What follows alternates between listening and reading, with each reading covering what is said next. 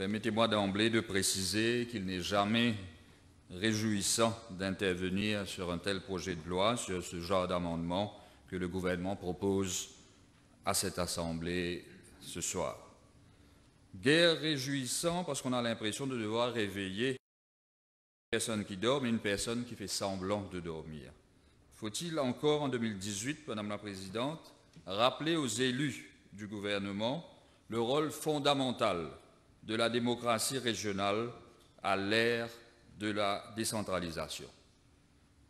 Les rappeler que la démocratie fleurit, que lorsque la démocratie régionale est vibrante et vivante, que les bonnes pratiques en matière de gouvernance se penchent vers davantage d'autonomie financière et administrative et des droits garantis par la Constitution.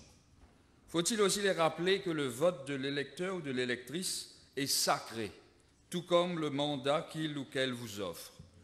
Un mandat pour se mettre au service du pays ou de sa région, dans le respect de son serment d'élu pour une durée déterminée. Le premier respect envers l'électorat, c'est de respecter son mandat. Il n'y a aucune raison, Madame la Présidente, qui justifie la présentation de ces amendements au Local Government Act, qui visent inexorablement à renvoyer les élections villageoises à 2020, alors qu'elles étaient prévues pour décembre de cette année. Le renvoi d'un exercice démocratique à quelques semaines ou quelques jours seulement de son application n'annonce rien de bon pour un pays, il en est même inquiétant. Oui, Madame la Présidente, je suis inquiet, comme tous les Mauriciens d'ailleurs, qui se sont exprimés sur une décision que je qualifierais d'incongrue de ce gouvernement, de priver nos concitoyens le droit d'élire leurs représentants au niveau des conseils de village. Il n'est pas du tout étonnant de constater depuis samedi dernier, soit depuis que les amendements ont été rendus publics, une levée de boucliers de la part des politiques, de la société civile, contre les propositions faites par ce gouvernement pour prendre en otage la démocratie régionale. Quand un mandat démocratique arrive à son terme, il est important que l'exercice démocratique reprenne ses droits. Et avec ces amendements, surtout le renvoi des élections villageoises pour 2020, le gouvernement sait pertinemment bien qu'il viole la démocratie et il s'en moque allègrement.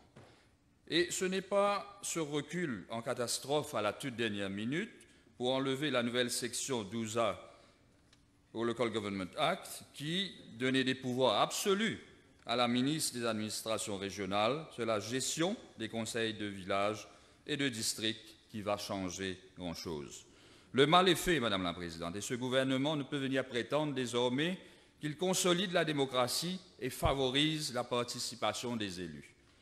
Tant mieux si le gouvernement a décidé de reculer. Mais Madame la Présidente, la dérive de ce gouvernement était néanmoins amorcée depuis 2015, soit à peine 3 mois après les élections générales avec un premier amendement à la Local Government Act.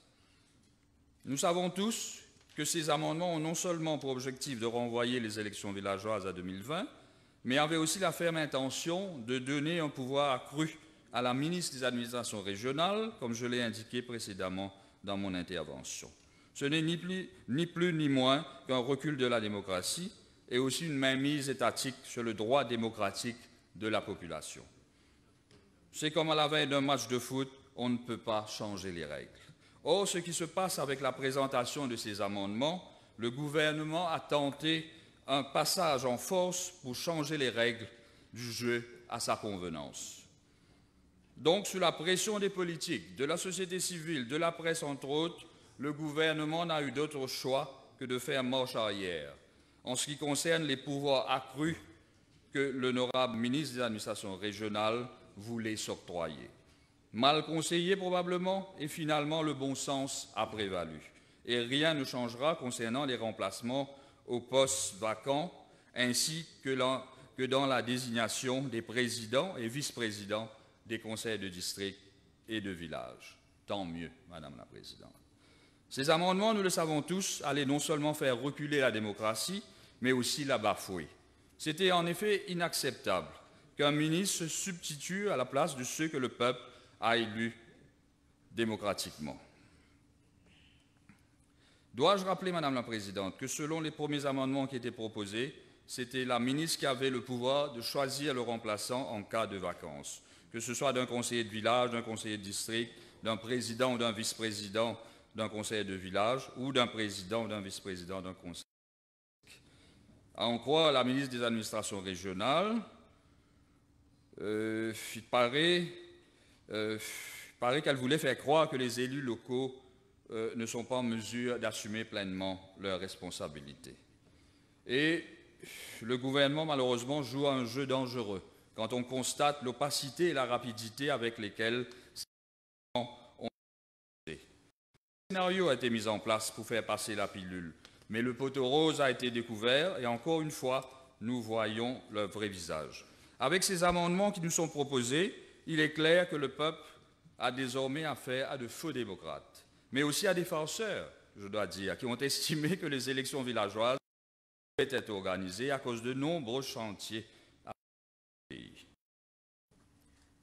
Ce projet de loi, Madame la Présidente, nous ramène dans les années sombres de l'histoire de notre pays. Les élections avaient été renvoyées sans aucune raison. Le MMM, lorsqu'il accéda au pouvoir en 1982, la Constitution de Maurice fut amendée afin que jamais plus les élections générales ne pouvaient être envoyées, comme l'a souligné avant moi l'honorable Anil Gayan.